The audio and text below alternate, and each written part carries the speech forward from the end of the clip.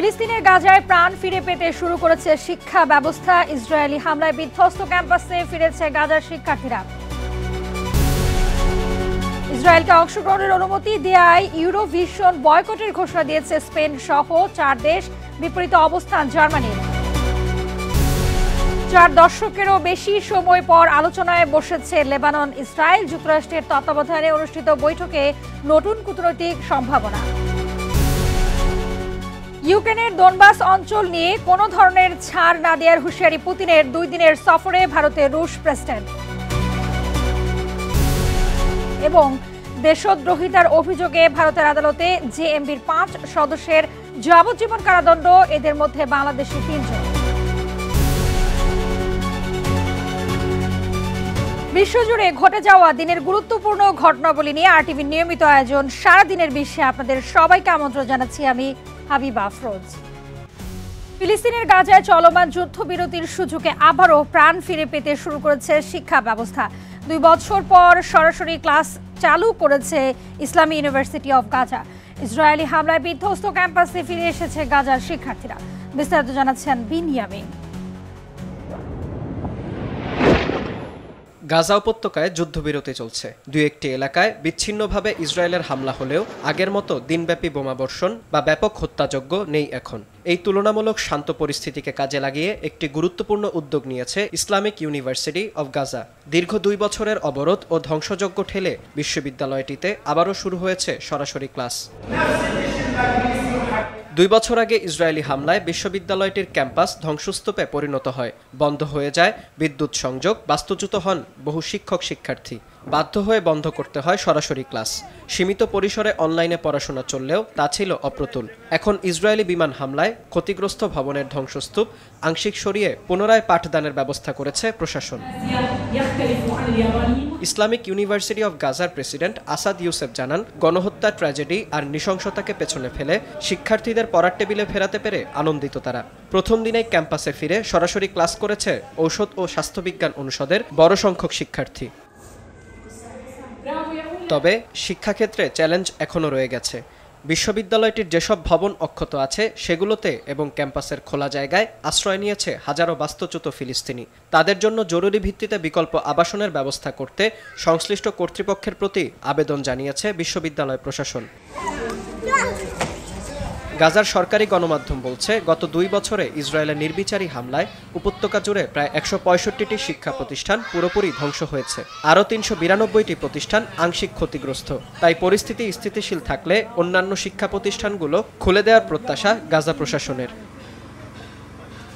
Binyamin, RTV.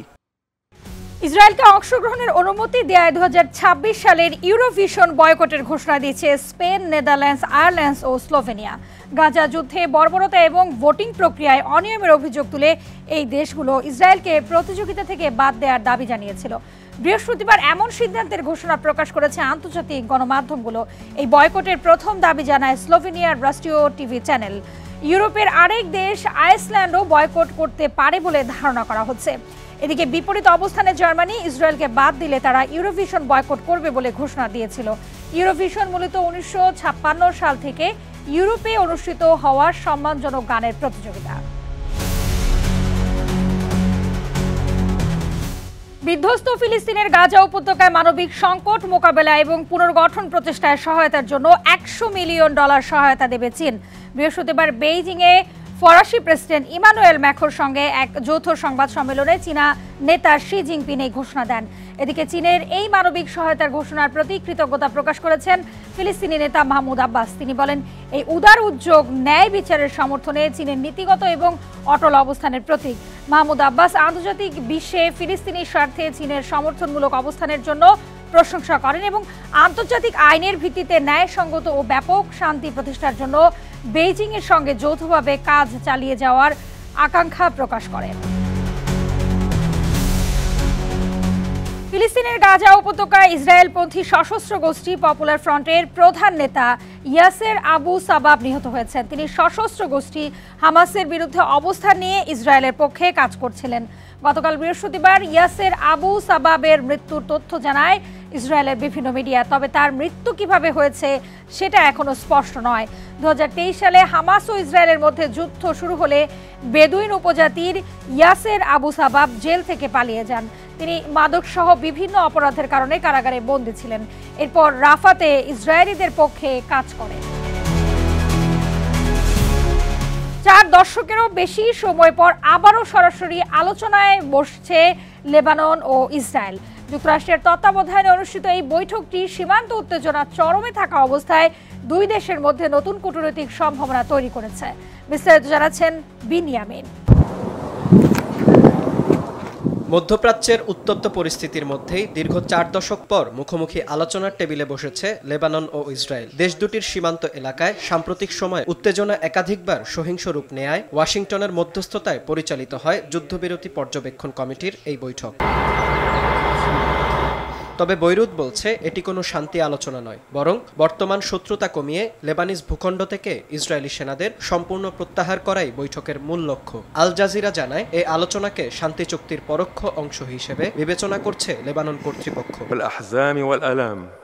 বুধবার লেবাননের প্রধানমন্ত্রী নওয়াফ সালাম বলেন, নিরাপত্তা ইস্যুর বাইরেও আলোচনায় অংশ নিতে তাদের কোনো আপত্তি নেই, তবে এটি শান্তি আলোচনার সমতুল্য নয় বলে স্পষ্ট করেন তিনি। সালাম বলেন, 2002 সালের আরব শান্তি উদ্যোগের প্রতি এখনও অঙ্গীকারবদ্ধ লেবানন, তাই দ্বিতীয় কোনো শান্তি চুক্তির পথে হাঁটতে চায় না তারা। এদিকে লেবাননের সঙ্গে বৈঠকটিকে ঐতিহাসিক বলে উল্লেখ করেছে ইসরায়েল। তাদের সরকারি মুখপাত্র জানান, আলোচনার মাধ্যমে প্রতিবেশীদের সঙ্গে শান্তি প্রতিষ্ঠার বিশেষ সুযোগ তৈরি হয়েছে। লেবানন ও ইসরায়েলের মধ্যকার সীমান্ত রেখা ব্লু লাইন এলাকায় প্রায় 3 ঘন্টা বৈঠক করে কমিটি। এতে বেসামরিক প্রতিনিধিরাও উপস্থিত ছিলেন। বৈঠক শেষে কমিটি জানায়, সীমান্তে দীর্ঘস্থায়ী শান্তি পরিবেশ গড়ে তোলার জন্য আলোচনায় বেসামরিক নাগরিকদের অংশগ্রহণ গুরুত্বপূর্ণ। গত কয়েক মাস ধরে দুই পক্ষকে কমিটির কাজের পরিধি বাড়ানোর আহ্বান জানাচ্ছিল যুক্তরাষ্ট্র। এর মধ্যে গত মাসে বৈরুতে নতুন করে ইসরায়েলি হামলার পর বড় ধরনের উত্তেজনার আশঙ্কা তৈরি হয় তাদের মধ্যে। এমন পরিস্থিতিতে অনুষ্ঠিত হলো বৈঠকটি। বিনিয়ামিন, RTV। ভারত যুক্তরাষ্ট্রের বাণিজ্য উত্তেজনা ও রাশিয়ার উপর পশ্চিমা নিষেধাজ্ঞার মাঝেই নয়াদিল্লিতে শুরু হয়েছে ভারত রাশিয়া শীর্ষ বৈঠক। সম্মেলনে আজ বৈঠকে বসেন রাশিয়ার প্রেসিডেন্ট ভ্লাদিমির পুতিন ও ভারতের প্রধানমন্ত্রী নরেন্দ্র মোদী। দুই নেতার মধ্যে হওয়া আলোচনায় বাণিজ্য, জ্বালানি নিরাপত্তা এবং আঞ্চলিক শান্তির মতন গুরুত্বপূর্ণ ইস্যুগুলো প্রাধান্য পাচ্ছে। ভারত যুক্তরাষ্ট্রের কঠোর তেল সম্পর্কিত নিষেধাজ্ঞা ও শুল্কের চাপ কমানোর চেষ্টা করছে। রাশিয়া থেকে তেল কেনায় ভারতের ভূমিকা নিয়ে ওয়াশিংটনের আপত্তি থাকলেও দিল্লির দাবি, জ্বালানি নিরাপত্তা ও জাতীয় স্বার্থেই এই ক্রয় অব্যাহত থাকবে। এই সম্মেলনের মাধ্যমে মস্কো দিল্লি সম্পর্ক আরও জোরদার হবে বলেই আশা করছে দুই পক্ষ। 2022 সালে ইউক্রেনে রাশিয়ার পূর্ণমাত্রার যুদ্ধ শুরুর পর এটি প্রথম ভারত সফর করছেন পুতিন। ইউক্রেনের দোনবাস অঞ্চল নিয়ে কোনো ধরনের ছাড় দেবে না বলে হুঁশিয়ারি দিয়েছেন রাশিয়ার প্রেসিডেন্ট ভ্লাদিমির পুতিন। বৃহস্পতিবার এক সাক্ষাৎকারে এই কথা জানিয়েছেন বলে জানান ভারতীয় সংবাদ মাধ্যম ইন্ডিয়া টুডে। বর্তমানে দোনবাসের প্রায় 85% এলাকা রাশিয়ার দখলে রয়েছে। এর আগে বৃহস্পতিবার সন্ধ্যায় ভারত সফরে আসেন পুতিন। ভারত পৌঁছলে পালাম বিমানবন্দরে তাকে স্বাগত জানান দেশটির প্রধানমন্ত্রী নরেন্দ্র মোদী। স্বাগত জানানোর পর পুতিনকে রুশ ভাষায় অনুবাদ করা গীতা উপহার দেন নরেন্দ্র মোদী। ক্যারিবীয় সাগরে আবারও প্রাণঘাতী হামলা চালিয়েছে যুক্তরাষ্ট্র। নৌযানে চালানো হামলায় 4 জন নিহত হয়েছে বলে জানিয়েছে মার্কিন প্রতিরক্ষা দপ্তর পেন্টাগন। স্থানীয় সময় বৃহস্পতিবারে এমন হামলার নির্দেশ দিয়েছিলেন মার্কিন প্রতিরক্ষা মন্ত্রী পিট হেগসেস। যুক্তরাষ্ট্রের সেনাবাহিনীর সাউদার্ন কমান্ড জানায়, গোয়েন্দা তথ্য অনুযায়ী নৌকাটিতে মাদক ছিল এবং এটি পূর্ব প্রশান্ত মহাসাগরের পরিচিত মাদক পাচার রুট ধরেই চলছিল। গত কয়েক মাস ধরে চালানো এই ধরনের অভিযানে ট্রাম্প প্রশাসন এখন পর্যন্ত মাদক কারবারির অভিযোগে 80 জনেরও বেশি সন্দেহভাজনকে হত্যা করেছে। জঙ্গি অভিযুক্ত সংগঠন জামাতুল মুজাহিদিন বাংলাদেশ জেএমবির 5 সদস্যকে যাবজ্জীবন কারাদণ্ড দিয়েছেন ভারতের কলকাতার নগর দায়রা আদালত। দেশদ্রোহিতার অভিযোগে বুধবার তাদের এই সাজা দেওয়া হয়। সাজাপ্রাপ্ত ব্যক্তিরা হলেন মাওলানা ইউসুফ শেখ, মোহাম্মদ শহীদুল ইসলাম, মোহাম্মদ রুবেল, জবিরুল ইসলাম ও আনোয়ার হোসেন। রুবেল, জবিরুল ও আনোয়ার বাংলাদেশি বলে জানা গেছে। আব্দুল কালাম নামে এক আসামিকে বেকসুর খালাস দেওয়া হয়েছে। আদালতের তথ্য মতে খাগড়াগড় বিস্ফোরণের মামলায় দোষী সাব্যস্ত হয়ে সাজা খেটেছিলেন। খাগড়াগড় মামলায় 2016 সালে পশ্চিমবঙ্গের বসিরহাট, বনগাঁ ও আসাম থেকে 6 জনকে গ্রেপ্তার করা হয়েছিল।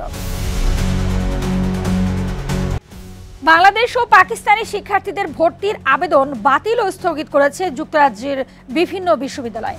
দেশটির অভিবাসন নীতি আরও কঠোর করার পর ভিসার অপব্যবহার নিয়ে উদ্বেগ থেকে বিশ্ববিদ্যালয়গুলো এমন পদক্ষেপ নিয়েছে। যুক্তরাজ্যের অন্তত 9টি উচ্চ শিক্ষা প্রতিষ্ঠান নিয়েছে এমন সিদ্ধান্ত।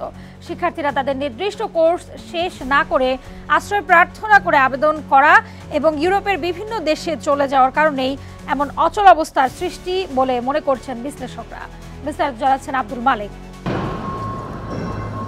শিক্ষার্থীদের জন্য বিশ্বের অন্যতম পছন্দের দেশ যুক্তরাজ্য। তবে এবারে বাংলাদেশ ও পাকিস্তানের শিক্ষার্থীদের জন্য এক প্রকার বন্ধই হতে চলেছে এই রাস্তা। কেননা এই দেশ দুটিতে এক প্রকার শিক্ষার্থীদের প্রবেশ বন্ধ করছে যুক্তরাজ্যের বিশ্ববিদ্যালয়গুলো। যুক্তরাজ্যের অন্তত 9টি উচ্চ শিক্ষা প্রতিষ্ঠান ঝুঁকিপূর্ণ দেশগুলো থেকে শিক্ষার্থীদের ভর্তিতে বিধিনিষেধ আরোপ করেছে। ইউনিভার্সিটি অব চেস্টার আগামী বছরের শরৎকাল পর্যন্ত ও university of east London Pakistan থেকে সব ধরনের শিক্ষার্থী ভর্তি স্থগিত করেছে। ইউনিভার্সিটি অব উলভারহ্যাম্পটন পাকিস্তান ও বাংলাদেশ থেকে স্নাতক শিক্ষার্থীদের আবেদন গ্রহণ করছে না।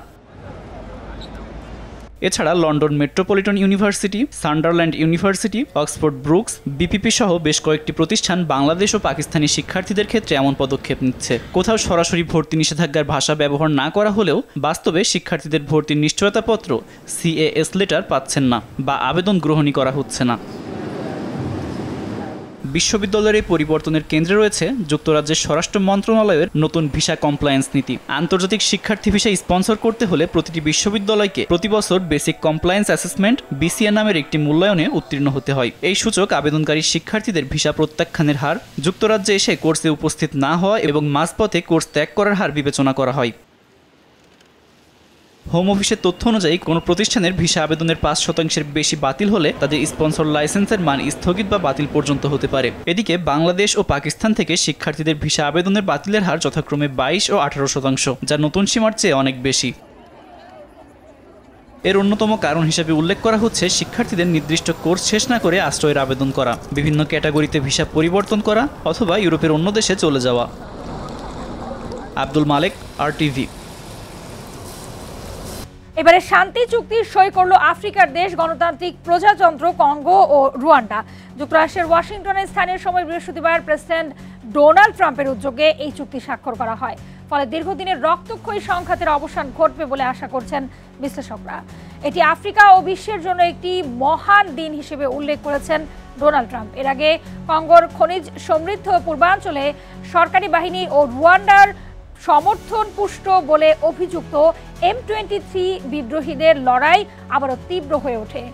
অনুষ্ঠানে কেনিয়া, অ্যাঙ্গোলা, বুরুন্ডি, টোগোর নেতারা এবং উগান্ডার ভাইস প্রেসিডেন্ট উপস্থিত ছিলেন। এছাড়া কাতার, সংযুক্ত আরব আমিরাত ও যুক্তরাষ্ট্রের পররাষ্ট্রমন্ত্রী মার্কো রুবিও অনুষ্ঠানে ছিলেন।